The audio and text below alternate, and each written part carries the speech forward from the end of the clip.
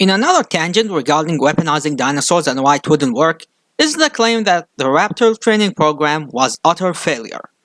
Some say the raptor training was a failed experience because the raptors weren't totally obedient, and in more than an occasion, they wanted to kill Owen instead of listening to him, and the usual nitpicks about the cost of raising that I already covered, and teaching them empathy doesn't make sense because they are meant to kill people, so how can they be empathetic, blah blah blah. Blah blah blah blah. The raptor training was a success. We see Owen bonding with his raptors and they all follow his command. However, just like how wild animals are trained in real life, they are still wild animals. Wild animals are not trained the same as domesticated animals. Training a grizzly bear is not the same as training a house dog.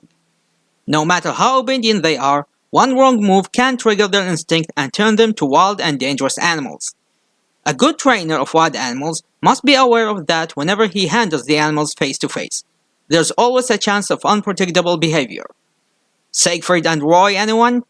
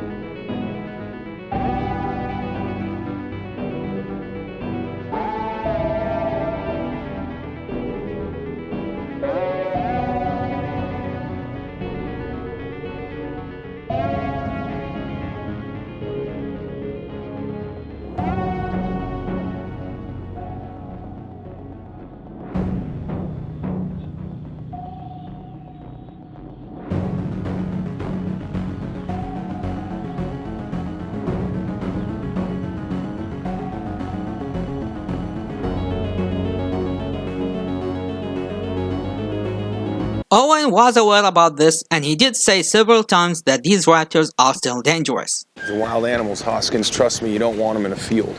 Are they safe? No, they're not.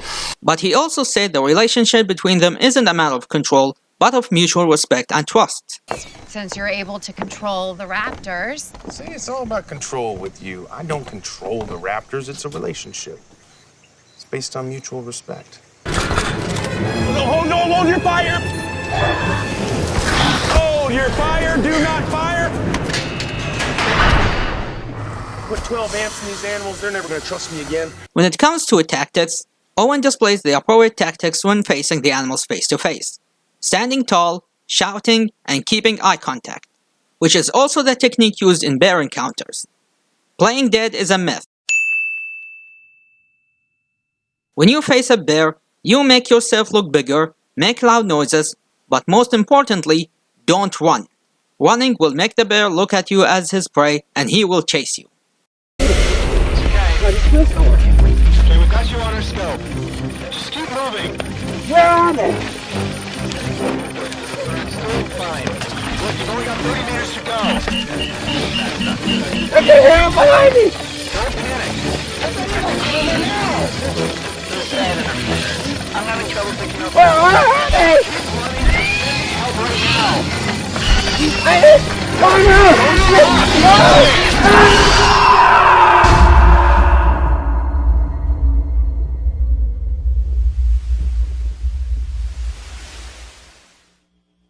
During feeding time, Owen stands above his raptors, making the illusion of the big leader, the same as when they were children. On the ground, he uses the same idea. He looks at them in the eye, yells at them, Stand down. Hey! What did I just say? and never shows his back to them. Don't ever turn your back to the cage. The raptors attacked him only when he showed them his back and rolled backward, giving the illusion of a weak prey. This is Delta. She's one of the holdover theropods, one of the survivors from the second group. Now watch this. I show any sign of weakness whatsoever.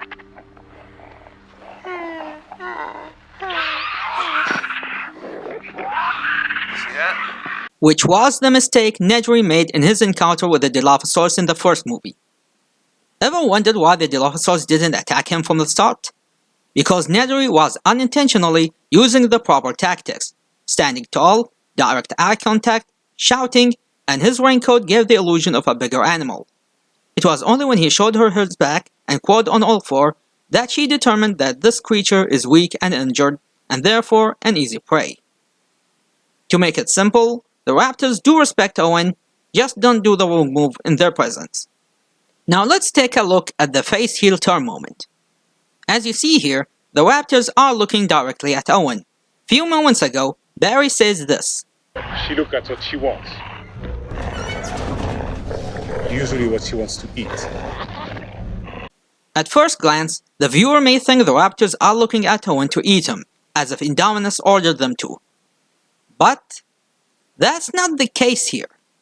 The raptors are looking at Owen because he's their alpha.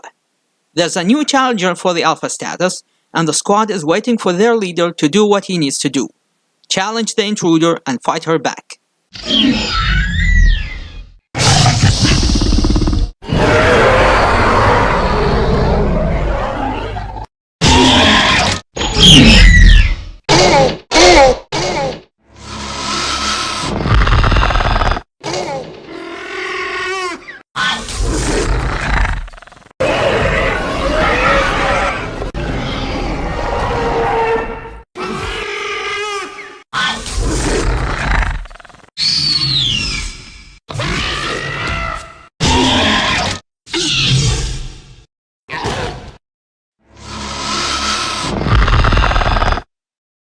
Unfortunately, before Owen gets to do that, Hoskins ignored the plan and attacked first. Light it up! Engage! You know, most of these problems wouldn't happen if they just listened to Owen. Wait for my signal. Hold your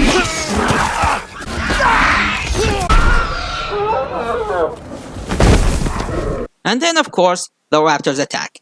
But here are a couple of things. First, the raptors didn't attack. The humans are the ones who attacked first. Light it up! Engage! The raptors are retaliating against the enemy who attacked them first. And second, none of the raptors attacked Owen. Yeah, it sounds crazy, but that's the truth. None of the raptors went after Owen to kill him. The raptors only went after the humans they don't recognize.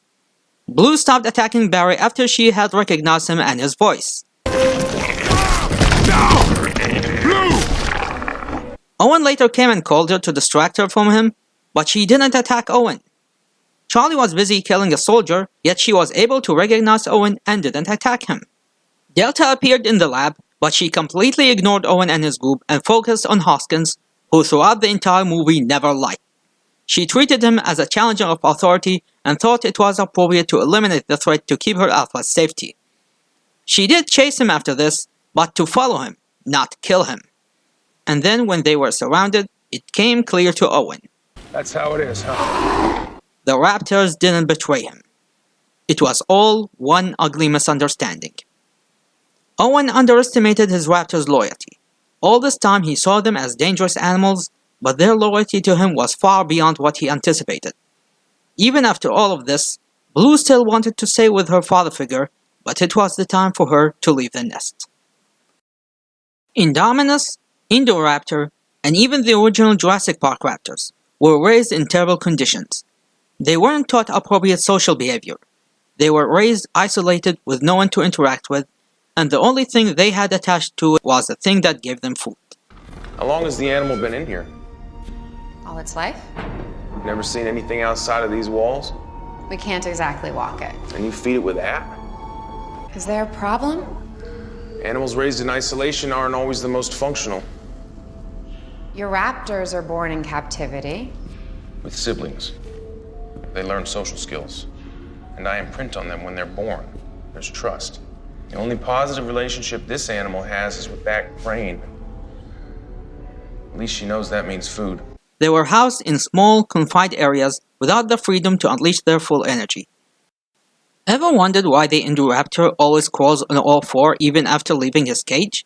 Because that's the environment he was raised in. He lived his entire life in a place too small for him, and that's why he adapted his body to crawl instead of a bipedal position. On the other side of the spectrum, the raptors were raised by a father who cared about them and taught them social skills, so they don't kill each other. They were raised in an open space big enough for them to run, jump, and move freely however they like. Owen treated his raptors like family instead of animals, and they stayed family. And for all of this, I came to the conclusion that the raptor training program was indeed successful. And if future dinosaurs were to be raised in the same kind of care the squad has received, then weaponizing them as hunting animals still would work. You just need the right people to do so. Regarding the empathy discussion and why they think it's pointless if you want to raise an animal to be a killing machine, look no further than canine units and other hunting animals. These are animals raised to attack and kill their targets, and yet they are empathetic to their handlers. A good hunting animal is an animal that is able to separate their handlers from their targets. If it hunts anything it sees, that's not a good hunting animal. Another form of empathy is teaching them to attack and capture their targets, but without killing them. Again, this is a known practice used in hunting animals and the canine unit. If you want to catch your targets alive, then it's mandatory to be taught how to. You know what else that needs to be taught empathy? Rescue dogs. These are dogs trained to find and locate specific targets and missing people. Animals that uses their hunting skills, but without catching and killing their targets. So yes, empathetic killing machines are a possibility. And just as stated, it all depends on the trainer. If Wu's ego wasn't already up his ass, then he would have realized that he didn't really need Blue's DNA to teach the next batch of clones empathy. He just needed to find appropriate animal trainers from the beginning. Instead of force training the Indoraptor using classical conditioning, he just needed someone to train him. They can't use freshly born dinosaurs in combat anyway, so if they had time to wait for it to grow up, then they have the time to raise it properly. But again, a scientist occupied telling everybody, look what I can do, and a businessman who fits more in EA's way of selling unfinished products at full price and didn't see a cloned human as a human being.